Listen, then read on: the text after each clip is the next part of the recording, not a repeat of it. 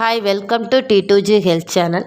நம்ம வீடியோக்குள்ளே போகிறதுக்கு முன்னாடி நம்ம சேனலை சப்ஸ்கிரைப் பண்ணுங்கள், லைக் பண்ணுங்கள், ஷேர் பண்ணுங்கள் அண்ட் கமெண்ட் பண்ணுங்கள். நம்ம இன்றைக்கி என்ன பார்க்க போகிறோம் இந்த வீடியோலனா, எந்த உணவோட எதை சேர்த்து சாப்பிடக்கூடாது. இப்போ சில உணவுகளை சாப்பிடும்போது அதோட சில குறிப்பிட்ட உணவுகளை சேர்த்து சாப்பிட்டா என்ன பண்ணும், உடல் பிரச்சனைகள்லாம் ஏற்படும். ஸோ அந்த மாதிரி டாப்பிக்கை தான் இன்றைக்கி பார்க்க போகிறோம்.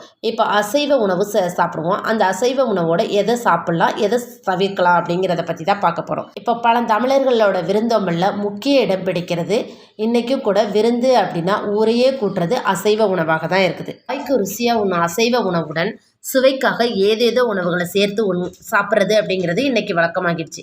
அசைவ உணவோட எதை சேர்த்து சாப்பிட்லாம், எதை சேர்த்து சாப்பிடக்கூடாது அப்படின்னு ஒரு நியதி இருக்குது. ஸோ அதை பற்றி தான் நம்ம இப்போ இதில் பார்க்க போகிறோம். பொதுவாகவே அசைவ உணவுகள் செரிமானமாக டைம் அதிகமாக எடுக்கும். அதனால் இறைச்சியோடு சேர்த்து சாப்பிடும் உணவுகள் இறைச்சிக்கு எதிர்மறையான உணவாக இருக்கணும்.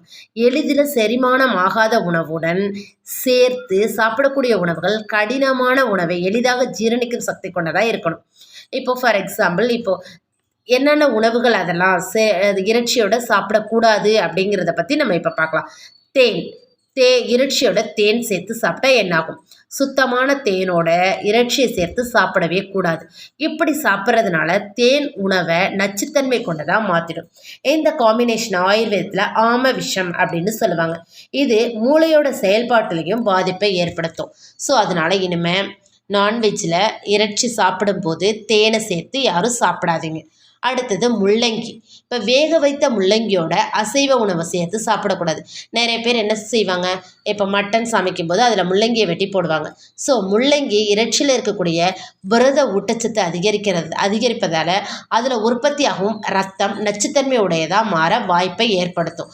அதனால் முள்ளங்கியை இறைச்சியோட சேர்த்து சமைக்கக்கூடாது. நெக்ஸ்ட்டு கிழங்கு வகைகள். பொதுவாகவே மண்ணுக்கு அடியில் விளையும் உணவுப் பொருட்கள் உண்பதை பெரும்பாலும் தவிர்க்கணும். ஏன்னா கிழங்குகள் மற்றும் இறைச்சி இதெல்லாம் செரிமானமாக அதிகமாக நேரம் எடுக்கும். அதுவும் இல்லாமல் உடல் எடையும் அதிகரிக்க செய்யும். மேலும் இந்த காம்பினேஷன் நெஞ்சரிச்சல், செரிமான கோளாறு, வாயு தொல்லை இது எல்லாத்தையும் உண்டாக்கும். எல்லோரும் நம்ம என்ன பண்ணுவோம், இப்போ மட்டன் வாங்கி குழம்பு வைக்கும்போது அதில் ஒரு 2 உருளைக்கிழங்கை வெட்டி போடுவோம். ஸோ அப்போ தான் வாய்க்கு டேஸ்ட்டாக இருக்கும் அப்படின்னு சொல்லிட்டு. ஆனால் அதே வாயு தொல்லையும் செரிமான கோளாறையும் ஏற்படுத்திடும். ஸோ அது மாதிரி, ஏன்னா கிழங்கு டைஜஷனாக ரொம்ப டைம் எடுக்கும், மட்டன் டைஜஷனாக ரொம்ப டைம் எடுக்கும். ஸோ 2ஐயும் சாப்பிட்டோன்னா கண்டிப்பாக நம்ம டைஜஷன் நடக்கிறதுக்கு ரொம்ப டைம் எடுத்து அதில் நிறைய ப்ராப்ளமே ஏற்படுத்திடும். ஸோ அதனால் இந்த கிழங்கு வகைகளையும் நம்ம அவாய்ட் பண்ணணும். அடுத்ததாக மைதா உணவுகள். பொதுவாகவே மைதாவுக்கு செரிமான சக்தி ரொம்பவும் குறைவு. இது எளிதில் மலச்சிக்கலை ஏற்படுத்துறதோட மலச்சிக்கல் பிரச்சனை இருக்கிறவங்களுக்கு இந்த பிரச்சனையை இன்னும் அதிகமாக்கிடும். ஸோ மைதா உணவுகளையும் நான்வெஜ்ஜையும் சேர்த்து சாப்பிடக்கூடாது. சில பேர் புரோட்டா மைதா உணவு, அந்த புரோட்டாவுக்கு மட்டன் குருமா, சிக்கன் குருமா இதெல்லாம் சேர்த்து வச்சு சாப்பிடுவாங்க. ஸோ அப்போ என்ன ஆகும், புரோட்டா சாப்பிட்டாக்கா பசி எடுக்கலை, நல்லா வேலை செய்ய முடியுது அப்படின்னு சொல்லுவாங்க. பட் அந்த புரோட்டா உள்ளுக்குள்ளார போயிட்டு நமக்கு நிறைய பிரச்சனைகளை ஏற்படுத்தும். அதை மைதா உணவோட நான்வெஜ் எடுக்காமல் வெறும் மைதா உணவை எடுத்துக்கிறது கூட சரி, ஒரு சில நாளைக்கு ஓகேங்களாம். ஆனால் 2ஐயும் கலந்து எடுத்துட்டோம் அப்படின்னா நமக்கு ஆப்போசிட் ரியாக்ஷனை தான் கொடுக்கும். அடுத்தது உளுந்து. இறைச்சியோட உளுந்து எடுத்துக்கக்கூடாது. இப்போ கருப்பு உளுந்தோட இறைச்சியை சேர்த்து சாப்பிட்டா உடல் எடை அதிகரிக்கும்.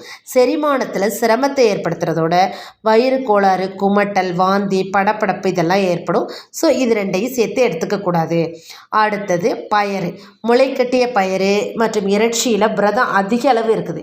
ஸோ உடல் இயக்கத்துக்கு தேவையான முக்கிய ஊட்டச்சத்து புரதம் அப்படின்னா கூட அதை அதிகமாக எடுத்துட்டோம் அப்படின்னாக்கா நம்ம புரதம் நமக்கு தேவை தான். ஆனால் எல்லாமே அமிர்தமாக இருந்தால் கூட அளவோடு எடுத்துக்கணும் இல்லையா? அமிர்தமானாலும் அளவோடு எடுத்துக்கணும்னு சொல்லுவாங்கள்ல, அதே மாதிரி புரதம் நமக்கு உடம்புக்கு ரொம்பவே தேவை அப்படின்னாலும் அதையும் நம்ம அளவோடு எடுத்துக்கணும்.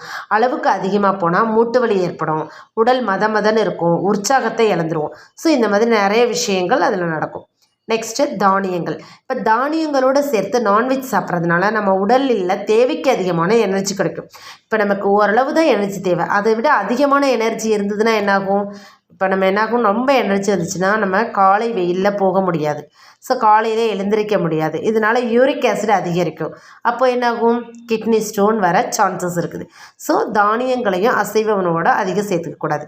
நெக்ஸ்ட்டு கீரை. இறைச்சியோட கீரை சேர்த்து சாப்பிட்டோம் அப்படின்னா டைஜஷன் ப்ராப்ளம் ஏற்படும். இதனால் லிவர் ப்ராப்ளம் ஏற்படும். ஸோ இந்த ப்ராப்ளமில் சரி பண்ணுறதுக்கு நம்ம கீரையும் நான்வெஜ்ஜையும் சேர்த்து சாப்பிடக்கூடாது. அடுத்தது தயிர். அசைவ உணவோட தயிர் சேர்க்கக்கூடாது. மேலும் பால்லேருந்து தயாரிக்கப்படும் எந்த பொருளோடையும் இறைச்சி சேர்த்து சாப்பிடக்கூடாது.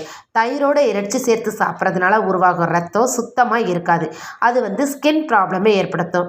இன்னும் சொல்லப்போனால் கடல்வாழ் உயிரினங்கள், அதாவது மீன், அதோட தயிர் சேர்த்து சாப்பிடவே கூடாது. இப்போ மீன் குழம்பு சாப்பிட்டுட்டு நான் டைஜஷனுக்காக லாஸ்ட்டாக கொஞ்சம் தயிர் சாதம் சாப்பிடுவேன் அப்படின்னு சொன்னால் கண்டிப்பாக அது டைஜஷனை சரி பண்ணாது, டைஜஷன் ப்ராப்ளத்தை தான் ஏற்படுத்தும், ஸ்கின் ப்ராப்ளத்தையும் ஏற்படுத்தும். அதனால் நான்வெஜ்ஜோட தயிர் சேர்த்து சாப்பிடக்கூடாது. நெக்ஸ்ட்டு எண்ணெய், இறைச்சி. இப்போ கடலை எண்ணெய், கடுகு எண்ணெய் இதையெல்லாம் இறைச்சி சமைக்க பயன்படுத்தக்கூடாது. மேலும் இது பருவகால மாற்றங்களை பொறுத்து மாறும். உடல் உஷ்ணம் அதிகரிக்கும். தேங்காய் எண்ணெயால் சமைக்கப்படுற இறைச்சி செரிமானமாக அதிக நேரம் எடுத்துக்கும். அதுக்கப்புறம் குளிர்பானங்கள். இப்போது நிறைய பேர் நான்வெஜ் சாப்பிட்டது என்ன பண்ணுவாங்க, ஐஸ்கிரீம், குளிர்பானங்கள், அதாவது கூல்ட்ரிங்க்ஸ் அதெல்லாம் எடுத்துப்பாங்க. இதெல்லாம் என்ன பண்ணும், உடலோட உஷ்ணத்தை அதிகரிக்கும். மேலும் இதை டைஜஷன் ப்ராப்ளமையும் ஏற்படுத்தும். அப்புறம் தூக்கமின்மை பிரச்சனை, உடல் அசதி, இது எல்லாத்தையுமே உண்டாக்கும். ஸோ நான்வெஜ் சாப்பிடும்போது ஐஸ்கிரீம் சாப்பிட்டா ஹார்ட் ப்ராப்ளம் வரும் அப்படின்னு ரிசர்ச்சில் ப்ரூவ் பண்ணியிருக்காங்க. ஸோ ஏன்னா இதில் இருக்கக்கூடிய குளிர்ச்சி நம்மளோட ஹார்ட் ஃபங்க்ஷனில் நிறைய பிரச்சனைகளை ஏற்படுத்துது. அதனால் நான்வெஜ், அதாவது பிரியாணி மாதிரி மசாலா பொருட்கள் போட்டு செய்யக்கூடிய அந்த நான்வெஜ் ஃபுட்டை எடுத்துக்கும் போது கண்டிப்பாக ஐஸ்கிரீம் சாப்பிடக்கூடாது. அதுக்கப்புறம் மீனோட முள்ளங்கி சேர்த்து சாப்பிடக்கூடாது. பசலிக்கீரை சாப்பிடும்போது எள் சேர்த்து சாப்பிடக்கூடாது. திப்பிலி, மீன் இது ரெண்டையும் ஒன்றா சேர்த்து சாப்பிடக்கூடாது. நம்ம ஆல்ரெடி சொன்ன மாதிரி தயிர், மீன் கூடவே கூடாது. அதுக்கப்புறம் திப்பிலியோட மீனும் சேர்க்கக்கூடாது, தேனும் சேர்க்கக்கூடாது. இப்போது துளசி சாப்பிட்டுட்டு பால் குடிக்கக்கூடாது.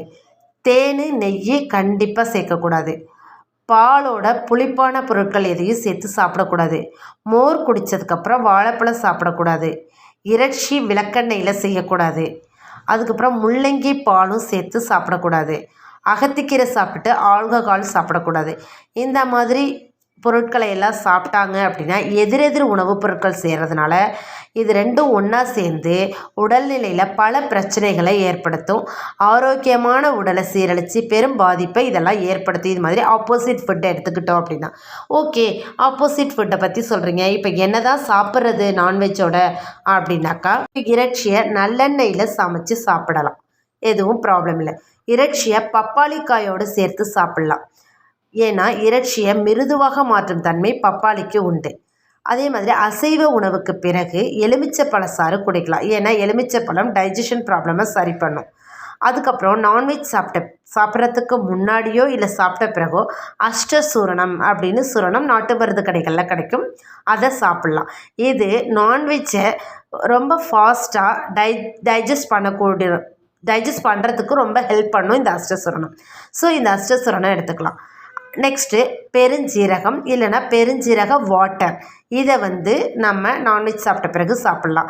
இது ஃபுட்டை ஈஸியாக டைஜஸ்ட் பண்ணிவிட்டு கெட்ட கொழுப்பு உடம்புல சேராமல் தடுக்கக்கூடிய சக்தியும் இந்த பெருஞ்சீரகத்துக்கு உண்டு. சோம்பு அப்படின்னு சொல்லுவோம் இல்லையா, அந்தது. நெக்ஸ்ட்டு இறைச்சியை உணவாக எடுத்துட்ட பிறகு நிறைய ஹாட் வாட்டர் குடிக்கணும். இந்த ஹாட் வாட்டர் என்ன பண்ணணும்னா ரத்த குழாயை சுத்தம் செஞ்சு நச்சு நீக்கியாக செயல்படும். ஸோ எல்லாருமே நான்வெஜ் சாப்பிட்ட பிறகு கண்டிப்பாக ஹாட் வாட்டர் குடிக்கணும். அதுக்கப்புறம் பால் சேர்க்காது சுக்குமல்லி காஃபி குடிக்கலாம். இது வயிற்று உபாதைகள்லேருந்து நம்மளை பாதுகாக்கும்.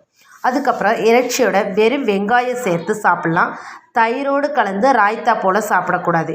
வெங்காயம் உயர் இரத்த அழுத்தம் மற்றும் கொழுப்பின் அளவை கட்டுக்குள்ளே வைக்க உதவுது.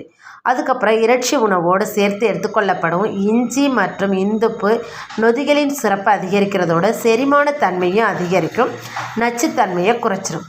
ஓகே. இந்த இறைச்சியின் பலன்கள்லாம் என்ன அப்படின்னா உடலுக்கு தேவையான ஊட்டச்சத்துக்கள் நேரடியாக கிடைக்க உதவும்.